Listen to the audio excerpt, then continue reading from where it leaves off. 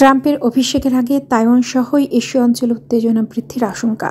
20 জানুয়ারি নবনির্বাচিত মার্কিন president Donald ট্রাম্পের অভিষেক অনুষ্ঠানের আগে তাইওয়ান সহ এশীয় অঞ্চল উত্তেজনা বাড়তে পারে বলে আশঙ্কা করা হচ্ছে। ইতিমধ্যে সাম্প্রতিক সপ্তাহগুলোতে তাইওয়ান, দক্ষিণ চীন সাগর সহ অন্যান্য বিষয়ে মার্কিন চীনা উত্তেজনা দেখা গেছে। এক প্রতিবেদনে এই তথ্য জানিয়েছে ব্রিটিশ বার্তা সংস্থা রয়টার্স। 5 নভেম্বরের নির্বাচনে ডোনাল্ড ট্রাম্পের বিজয়ের এই 2 সপ্তাহের মধ্যে অস্ট্রেলিয়া ও এশিয়া সফর করেছিলেন মার্কিন প্রতিরক্ষা সচিব লয়েড অস্টিন। তিনি সবাইকেই এই বার্তাটি দিতে চেয়েছিলেন যে যুক্তরাষ্ট্র জোট ছাড়ছে না, আমেরিকার আঞ্চলিক মিত্ররা ওয়াশিংটনের সঙ্গে একে অপরের মধ্যে সম্পর্ক দ্বিগুণ ঘনিষ্ঠ করছে এবং প্রেসিডেন্টের ক্ষমতার স্থানান্তরের সময় চীনের তাইওয়ান আক্রমণ করা একটি খারাপ সময় হবে। ট্রাম্পের জয়ের পর থেকে যদিও মিডিয়া সাধারণভাবে ইউরোপ ও ইউক্রেন ইস্যুটিকে বেশি আলোকপাত করছে। এর মধ্যে রয়েছে ট্রাম্পের একটি শান্তি চুক্তির অঙ্গীকার, মার্কিন দূরপাল্লার ক্ষেপণাস্ত্র ব্যবহারে ইউক্রেনের ওপর থেকে মার্কিন প্রেসিডেন্ট জো বাইডেনের পূর্ববর্তী বিধিনিষেধের প্রত্যাহার এবং ইউক্রেনের পূর্বে ক্রমবর্ধমান অস্থিতিশীল যুদ্ধক্ষেত্রে রুশ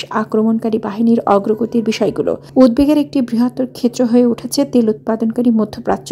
গ্রীষ্মের শেষ ও শরতের শুরুর দিকে ইসরায়েল ও ইরানের মধ্যে গুরুতর উত্তেজনা আশঙ্কার মধ্যে 2টি মার্কিন বিমানবাহী জাহাজ আটকে পড়েছিল। তবে উভয় অঞ্চল নিয়ে ক্রমবর্ধমান আতঙ্ক সত্ত্বেও পেন্টাগন এশিয়া নিয়ে একেবারে শীর্ষস্থানীয়দের মধ্যে বিশেষ উদ্বেগ দেখা দিয়েছে। ঊর্ধ্বতন মার্কিন কর্মকর্তারা বলছেন 2027 সাল নাগাদ তাইওয়ান আক্রমণের জন্য চীন ভালোভাবে প্রস্তুতি নিচ্ছে বলে মনে হচ্ছে।